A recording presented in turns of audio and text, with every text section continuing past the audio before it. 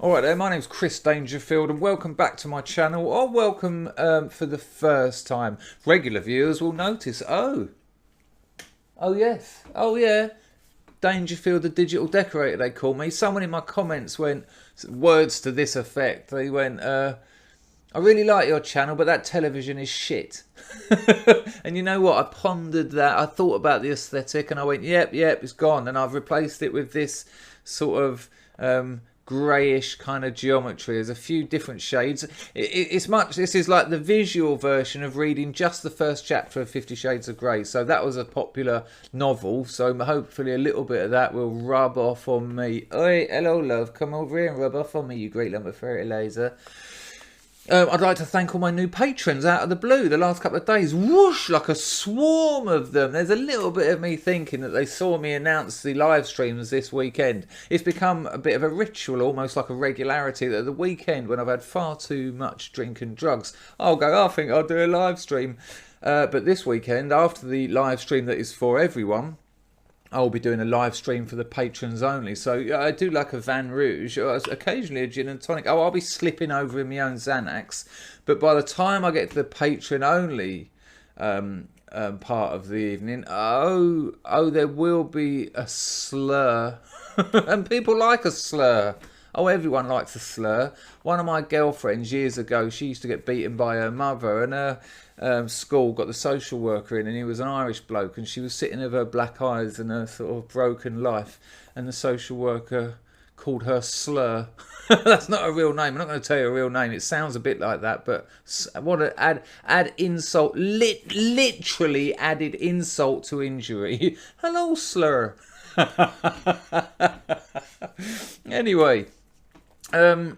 Yeah, right. So someone else in my comment section said, "Oh, isn't it time you told the beep story?" And I was like, "Shit, of course." And I can't tell you the name of the story because it gives away its punchlines, and its punchlines well before time. So I'm going to ignore that. But he said, "Isn't it time you told that story?" And I can't believe I haven't told it because it's a great story. It's a rites of passage story, really. I think by the end of it, a few are going to be like, "Yeah, this happened to me in a similar way," in a similar way. But the details of this story is what makes it particular, and it's the specifics of those details that make it really worth listening to. I'm a fan of this story. Now, weirdly, I've never told it. Did you see that? I've done the old weirdly, a quick wipe. Prepare a wiping surface, but that was more like prepare to wiping prongs. I've never told this in this context. I've told it as a comedian on stage, dropping in my comedy chops and my stagecraft and all that. So it might be there might be a strange edge to it, but the content's strange enough to certainly override your ability to focus on one of the two, and the emphasis will certainly be on the trajectory of the story. Right.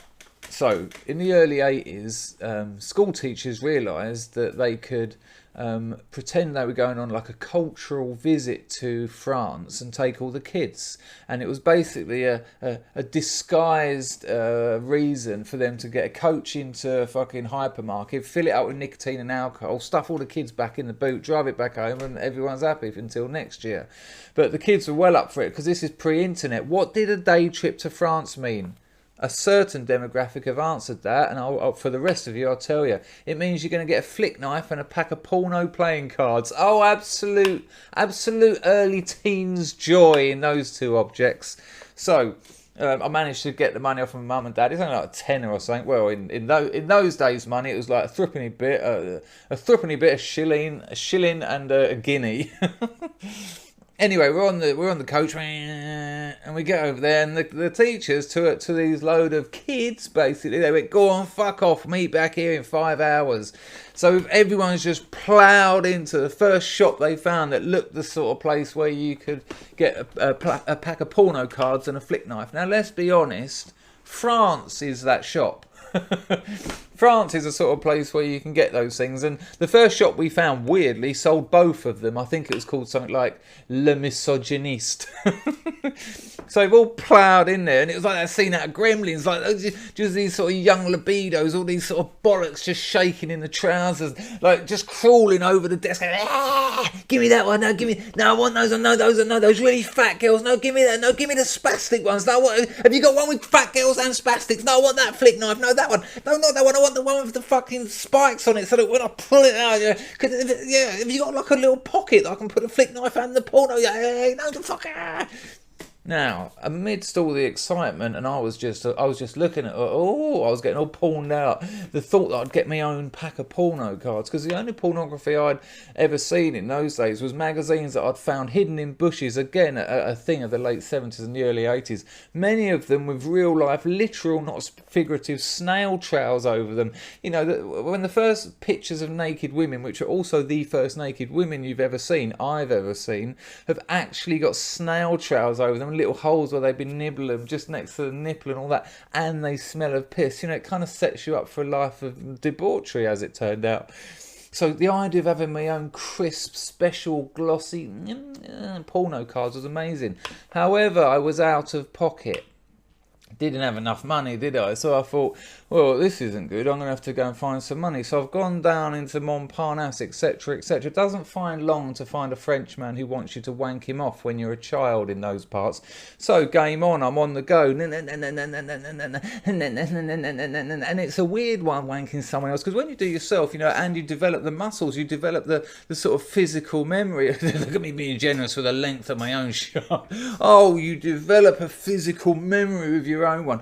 But with someone else, ladies and gaming, I feel for you. I was getting so fucking tired, I had to go underarm, and I suddenly realised why I've had girlfriends do that. They sort of, all these sort of strange things. They're not trying to be erotic and sensual and have a variety of Kama Sutric positioning, digital positioning. Oh no, rather not. They're just fucking their hands hurt and they want to get some blood supply to their elbow, below their elbow, and I'm there. So now I'm sort of doing this, and is he getting his money's worth? So I thought, fuck it, this is going to take ages. I've just got, and of course, I mean, having a 12-year-old little blonde boy with my looks, let's just think about it.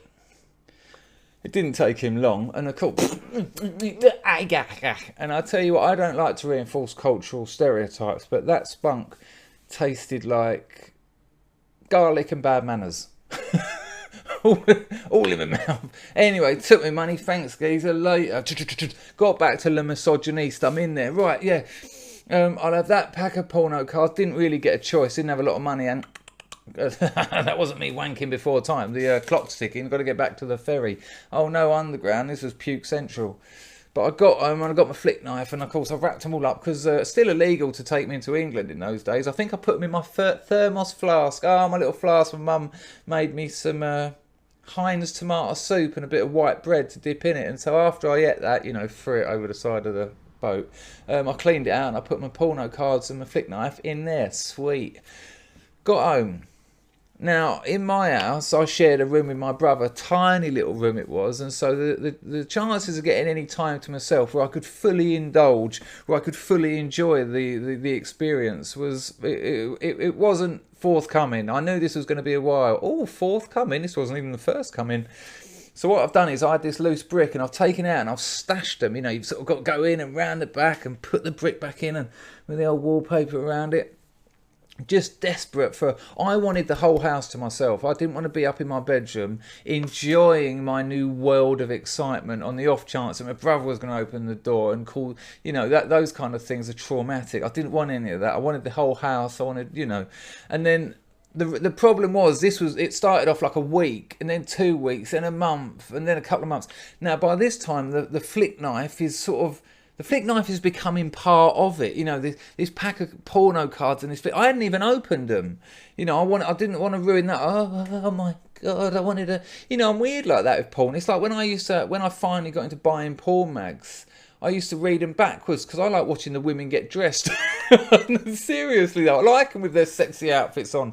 When they've taken all their clothes off, they're much of a muchness. But you know, let's see those sexy skirts and those lovely heels and all that. So reading them back was like that with the porno cards. I didn't want to have a look through them and then I'll come back to those later. I wanted it to be an experience, like a you know, breaking the seal, etc. Like the hymen of the porno cards, you could say. Yeah, that's even dodgier when you consider the flick knife is now becoming attached sexually to the whole affair. You know, when I consider the two, I'm thinking of them together. I am now, well, not now, but then now, I'm wanking in the bath and in bed in the sort of 10 minutes I get before my brother comes up to get in bed about the wank I'm gonna have about with the porno cards. You know, I'm making fantasies that I'm gonna have about fantasizing over the cards. So you know, that little hole in the wall was woo. It was glowing and getting bigger and bigger, and then finally, after about 3.5 months, my mum and dad have gone, right, we're going over your Uncle Jim's. Me, your mum and your brother, you're not invited because no one likes you, fuck off. And they all went. And I was like, prepare a wiping surface. And they all went. All right, have a sip of your tea, hit your vape.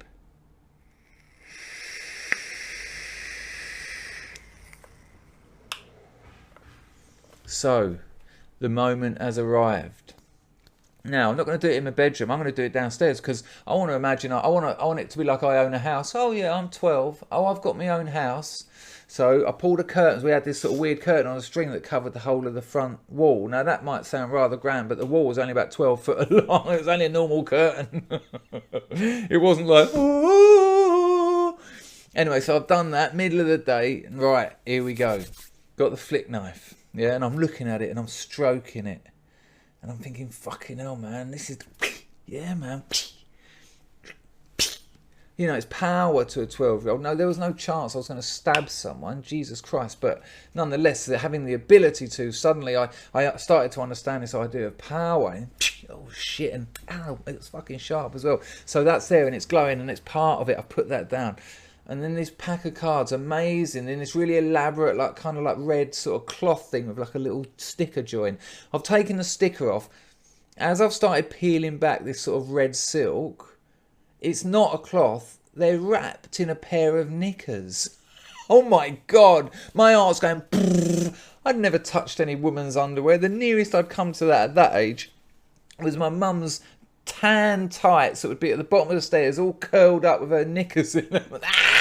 You know, if I ever went into the dirty clothes basket to get out yesterday's t-shirt because it was better than anything I had, and I'd end up pulling out like two snakes with a pair of knickers stuck to the top, please.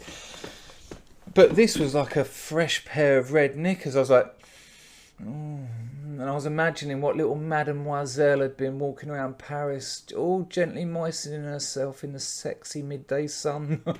Oh God, the memories, the memoirs, le memoir. So I've got these lovely knickers, and I'm just so I put them on my shoulder. I just want them near me. So I've sort of got them there, right?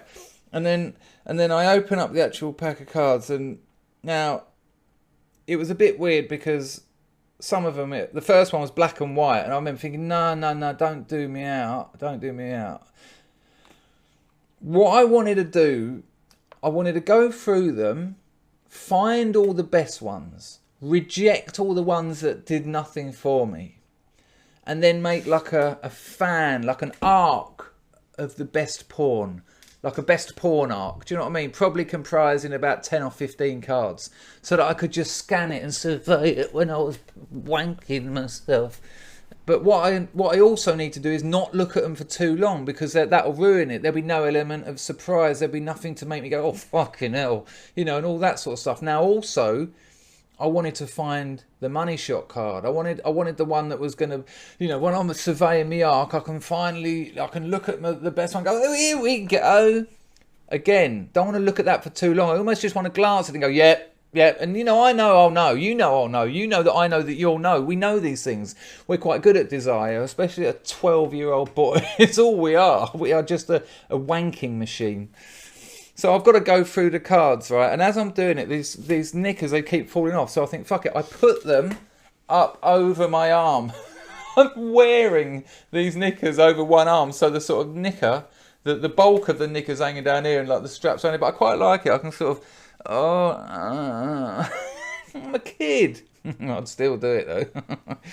Right, so I've got this over here and I've got these cards. And I'm, like I say, I'm trying to sort them, but without overdoing them. So I'm sort of going, no, yes, no, yes, geezer, what the fuck? Go, no, yes. And then I see the one. I know that's the cum card. I know it's the cum card. And I say, oh, God. And I can remember it. And she had like this sort of leopard skin mini skirt on, and her hair was bigger than the rest of her body. It was just massive. It was like, imagine...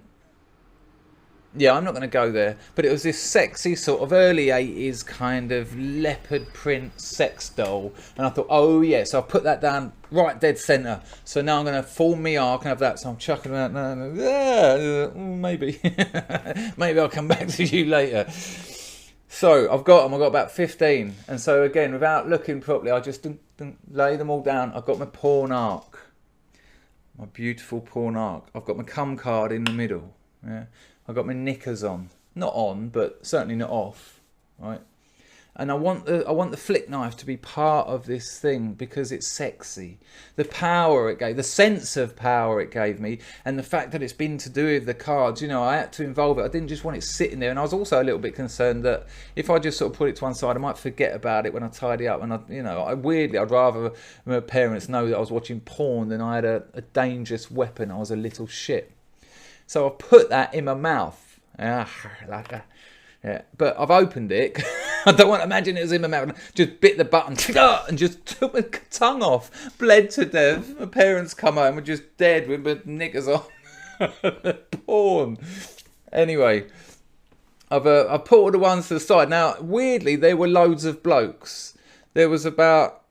I can't remember, like 10 or 15 pictures of men like naked, but with massive cocks, and like and there was a couple of gay photos. I think I got like the random pack, the ones that didn't go in anywhere, and it was a little bit lower. So they all went to the side. Get them out of the way. This is literally the last thing I wanted to look at. So I got my arc, and I'm going. And they are excellent. And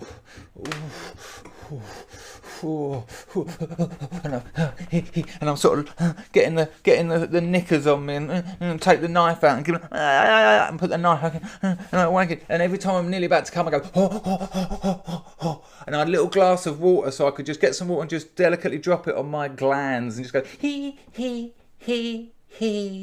I hadn't waited 3.5 months, or in reality 12 years, to have this finished in 5 minutes with a few strokes. No. So I'll start again. Every time it cooled down, start again. And I'm loving it. And then I sort of got my knicker and got a knife and I look at it and it's so lovely and I'm so excited and this is brilliant and I can feel my balls going and I know that I can't control it anymore. Now me saying I didn't wait 12 years for this, I didn't wait 3.5 months, don't get me wrong, it's only been about 4 minutes. I could have just pulled it back and gone so I'm just and it's all good and then I'm picking up the cards and I'm getting it and I'm looking at it and then I get some of the rejects, not the blokes, so they're in a different room, but some of the rejects that look just a bit weird, almost disabled, and suddenly they're kind of hot and horny. I'm thinking, oh, you dirty boy, but basically I've got bored of the 15 in the arc. As good as they were, I knew there were some that had less of a viewing, and now I'm horny, most things will do, so I'm sort of looking at it, I'm sort of getting it, and then I get this mad idea. One of them had the most amazing thigh boots on, but her top half was hideous, and there was another one who had like this sort of crazy red bob, I can remember it, massive tits, but she had like a what do you call it, a sarong on. So what I've done, I ripped the sarong off, got the other one and ripped that off, and I put them together. I made like an Uber porn card with my favourite top half and my favourite bottom half, and I was sort of holding the two and oh my god, that's really hot. And I started doing a lot of that. I sort of got obsessed with it. I was making these weird combinations. One of them I fucked it up and she had 4 arms and she looked like Vishnu. Shiva or something. I was thinking, oh, you dirty four-armed 3-legged bitch. Yeah. It's a bit dark. Anyway, it's getting and I remember I was looking at the four-armed one, going, and then I've gone. I know it's coming. There's no stopping it now. I've gone past the point of no return. So I reach down, I pick up the money shot, and I turn it over, and she is beautiful, and I'm so full of desire and sexual ecstasy. It's like she looked at me and went, "Are you ready to come, boy?" And I was just like, fucking right I am. And I got my flick knife in my mouth, and I was sort of rubbing the lovely red silk knickers, and I'm looking at her, and then you can see Shiva down here and all the spastic ones that they're in like a second arc now, my sort of homemade stick togethers. And I'm looking at her, I'm thinking, oh, this is my own sexy harem. And then it just goes bolts of hot teen spuff like a bullet out of a gun, just as mother walks in. That's happened to a lot of us. I get that. This isn't like, whoa, and guess what, mum walked in. But it's only been a few minutes, like I said. In my head, it's been going on for hours, but it must have just been a few minutes. She opens the door. Now, I'm jizzing as I look at her, and I think, this is no good. I've got a fucking flick knife in my mouth. I've got a pair of red knickers on my shoulder, and I'm looking at this thing. I was like a teenage porn pirate. Just looking at her thinking, she's never going to be able to look at me again. So I had to do something about it. So I've sort of done this mad special forces roll. I've just sort of gone, to get out of the way. And in my head, I just thought, just cause a scene that's more than what you were doing. Almost impossible. And I've just sort of rolled over. And as I've sort of come up at the other side, I've looked at her, I've looked down, I can see my arc of porn. The flick knife has managed to, well, I've dropped that en route. I've still got my knickers on, but I've rolled through all the geezer cards, all the sort of gay men cards, and they're stuck across like one of those things that Miss World has across her, but like gay men having sex all across my chest. And I'm just looking at my mum and shivering while sperm's just dripping out of my penis, with pictures of men having sex and a sash across my chest. There's sweat running down my face. There's a fucking pair of knickers on my arm. There's homemade disabled porn women in an arc. I'm just looking at her going, no shit, and fair play, respect to my mum, 100% blanked it. She went, did I leave my purse? Oh, there it is. And just picked her purse up off the sofa and said, see you tonight. And just walked out. Just sat there looking at my little penis going, and looking at the hideous mess I'd created and peeled these men porn off me. Gosh. Yeah, I'm not sure I truly ever got over that little situation. I remember I've stashed it all back up in the same place, and about, 3 or 4 days later, I'd been in town for the day. Remember on Saturdays you used to go into town and walk around in your newest clothes to try and find a lady, something with less than 4 arms and hopefully made of one body and not a man. When I come home and I've gone to just check it, it's all gone.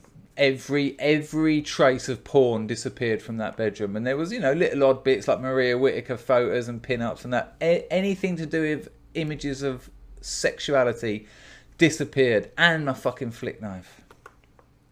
That'll teach me, won't it? Feel free to share your stories about getting caught wanking over disabled photo fit women with a pair of knickers on your shoulder and a fucking flick knife. Patreon me up, you fuckers. Sweet, go. Whew. Anyway, this is for this bit. Here makes it easy for you. You can subscribe there. Oh, I'll make it easy for you. You can Patreon there. Only even $1 a month's good. Or you can watch another video there.